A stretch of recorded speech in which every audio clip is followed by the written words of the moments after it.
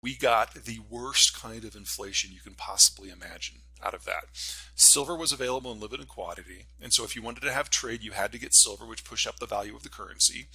But the Spanish were literally mining the currency, and whenever the Spanish had an interest, they would go into a local market and buy up whatever they needed: equipment, steel, ships, men, whatever, to launch wars. So you got disruption, you got supply side inflation, you got demand side inflation. At the same time, you had global disconnects and disruptions. So yes, it was our first true global currency, but it was never going to last because of the way the Spanish managed it. The Brits came up with the pound and gold, and that was a technological currency because they had their technological revolution at a very similar time frame. And as they became the global navy, combined with the Industrial Revolution, they were able to do it on military and economic terms, and that was much better for everyone, unless, of course, you are one of the hundreds of countries that happen to be under the colonial boot every once in a while, because the Brits really did control everything for a while. That was ultimately displaced when the technologies of industrialization went other places. And so by the time we get to the end of World War II, France is industrialized, the Netherlands is, Germany is, Japan is, the United States is. And because of the destruction of the war, the United States emerged from the war with an economy roughly the same size as everybody else put together, meaning we didn't even have an option as to what the currency would be then. We are now entering a period where globalization is breaking down. And the United States was already, of the major countries, the one least involved in trade.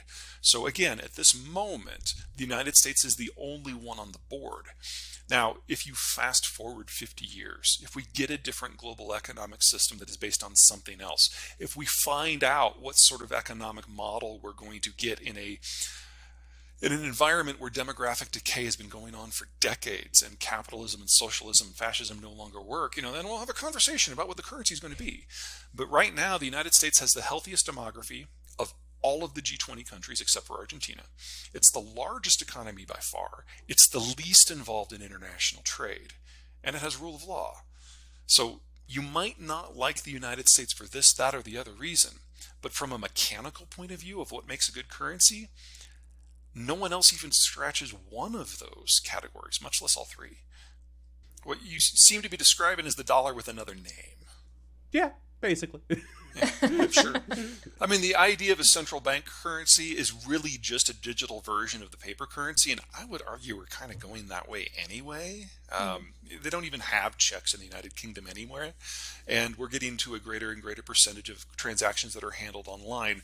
The question is whether there's a use case for something that's separate, and from the Federal Reserve's point of view, there really isn't one at this point. So one of the many, many outcomes of the Bretton Woods Accords is it changed demographic structures. Because in the pre-industrial world, we all lived on farms and kids were free labor, so you'd have as many as you could stand, plus one, because that's how you find out it's too many.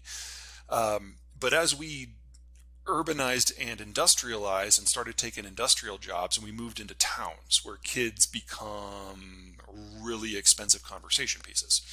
So we went from, on average around the world, having 7 of them, today having less than 2.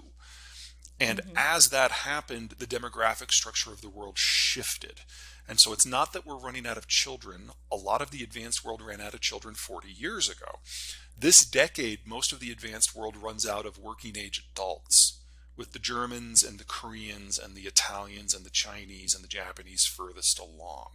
So this model of global goods exchange that we've had for 75 years, this was ending anyway. And that does shake up the economic picture and maybe make room for something new. The problem with saying that that change is going to be front-loaded is that the United States and Mexico are 2 of the healthiest demographies in the world, and that's where the currency is headquartered. So for the country that benefits the most from this system and is most able to maintain it without changing the rules of the game, there's not really an impetus to go for something new.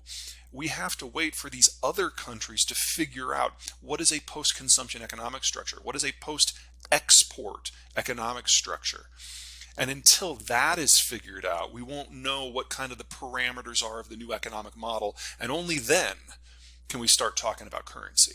Gone lopsided for a long time before that. The U.S. economy was actually larger than the British economy back at the Civil War. And by the time we got to the end of World War II, or by the time we got to 1939, it was bigger than France and Britain and Russia and Germany combined. And then the war smashed all of those.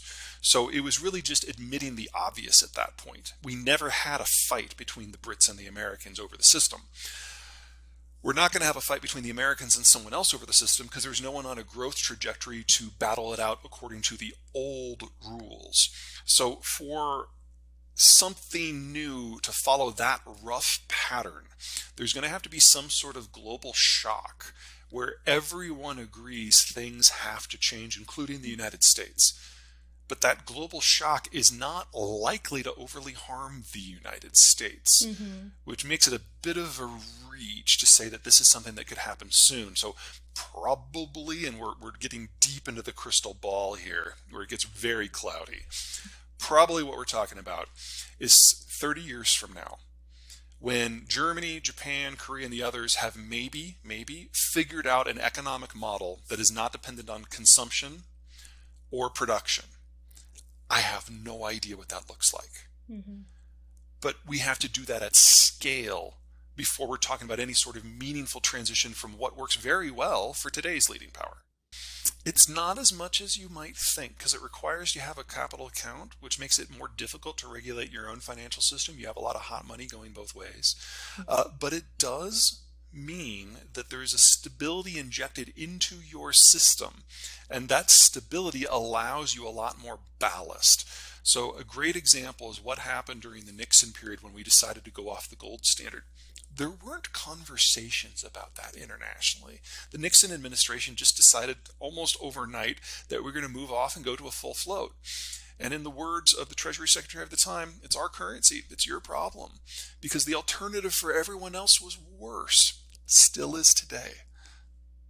I mean, leaving aside the idea that the dollar is going away is silly. Let's say the dollar did break as the reserve currency overnight. Let's just say that happened. Then we're a normal currency. And we're still the currency for the U.S. domestic economy. And roughly 90% of the U.S. economy is held within the United States, and another 5% is held within Mexico and Canada. So you only really have 5% exposure to the wider world. As for all of the debt, yes, a large portion of that is held abroad, but the U.S. still has control over its own money supply, and that debt is already out there. And every once in a while, there's this delightful conversation between some wackadoo Chinese ideologue and the U.S. Fed in St. Louis, where the wackadoo ideologue says, if we really want to stick to the United States, we're just going to dump all $3 trillion of our bond holdings overnight. And you always get this same snarky response from the St. Louis Fed that says something like, well, that would be really interesting because the debt would probably trade at 30 cents on the dollar very, very quickly. But I don't know if you knew this, China, but the U.S. Federal Reserve controls the U.S. money supply. And it's mostly digital now. So we would just click a couple buttons and expand the money supply by the exact number of that 3 trillion discounted 70% and retire the whole thing. You would save us over $2 trillion in an hour. And you would be out over $2 trillion in an hour. That would be brilliant. Please do that. And then we never hear from that ideologue again because he's brought shame to China for being so stupid. So no, even in the worst case scenario where Martian currency takes over, the U.S. is still a normal currency for U.S. purposes. Now, there is a cost in that scenario. That would probably force our political leaders to be a little bit more judicious with their spending in the long run, because we wouldn't be able to just dump our debt on everyone else's system.